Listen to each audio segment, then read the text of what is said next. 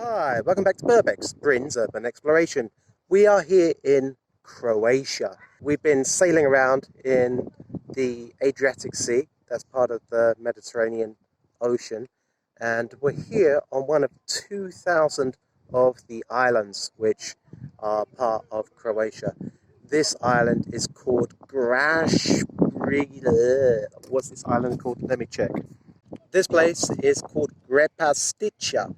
This area is interesting because it's got this massive wall which stretches 200 or 300 meters, basically cutting off this side, that's the peninsula, from this side, which is the mainland.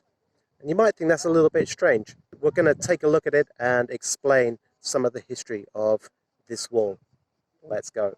You can see there's a gorgeous sunset setting over the peninsula right now, and on this side you've got the mainland.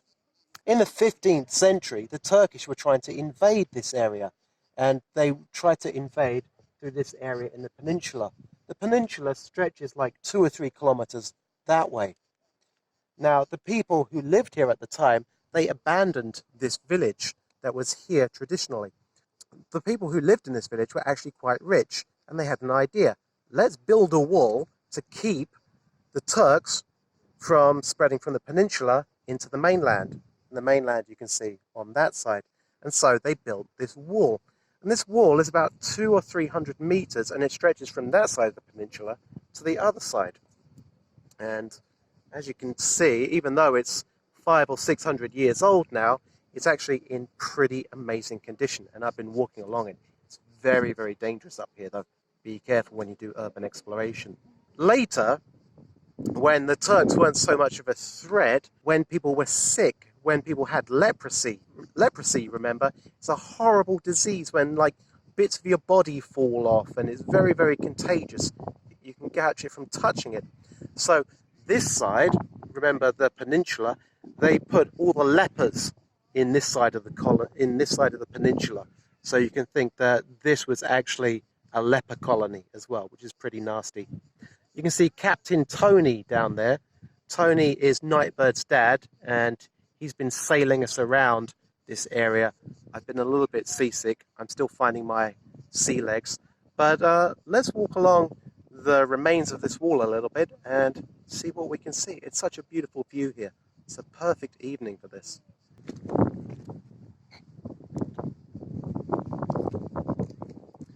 You can see it's quite a drop.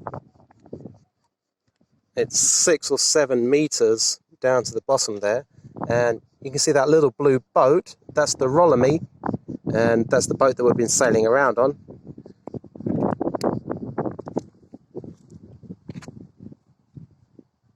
The wall is very narrow here, so I have to be careful.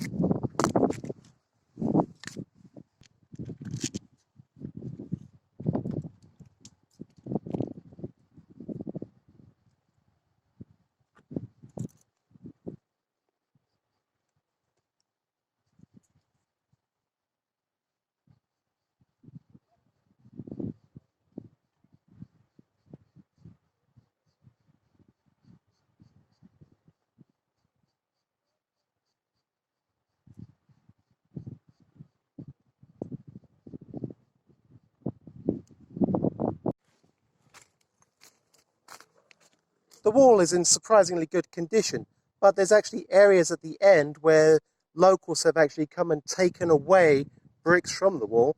That's so that they could build their own little settlements. And you can see the settlements just down here, which have been abandoned.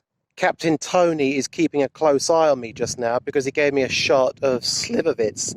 That's like plum spirit, and that's about 56% alcohol. So we're going to drink some Slivovitz. I should be tipsy right now, but that's plum liquor, right? Actually, I seem to be doing all right. What we've got to do, first of all, is give a little bit to Neptune, right? So we've got to say, what is it? Pro Neptune? Pro Neptuna. So we put a little bit in the water for Neptune, and then we put some of this fire water in the mouth. Ready? Nastravi. Oh.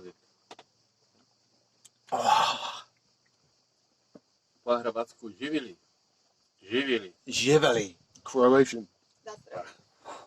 Živeli. Along here as well, you can also see these narrow windows with these slits in it.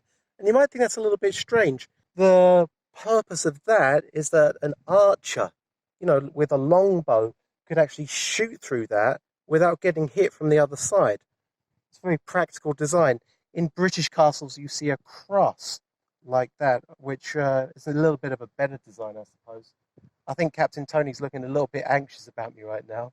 We're on the mainland side right now, and actually you can see that there's these loops like that. Actually, I have no idea what these loops would have been used for. They're right at the top. They look like they've been here a very long time. I don't know, maybe for like pouring vats of oil over people? Some kind of rope? I'm really not sure. Maybe it was for pulling up supplies to feed the lepers. If you've got any ideas, please leave your comments in the comment box below. I'm not actually sure how to get down. I'm not sure if there's any steps at the end. You can see I've still got, 100 meters left to go, and I think there's barbed wire at the end. One of the strange things about me is I don't like going back. I don't like going back the way I came, so I have to try and get to the end. That is Burbex's moral compass, let's say. Never go back. Actually, this is a lot tougher than it looks. These rocks are super sharp. It'd be really difficult to climb on these. And I've already grazed my ankle and somehow bitten my lip as well, which sucks. These are the things I do for you, my audience on Burbex. Well, we've reached the end of the wall. We'll go down and check out the little bay that's down there as well, because that's very beautiful. I saw some naked people there earlier as well. I don't think there'll be any naked people here right now, though.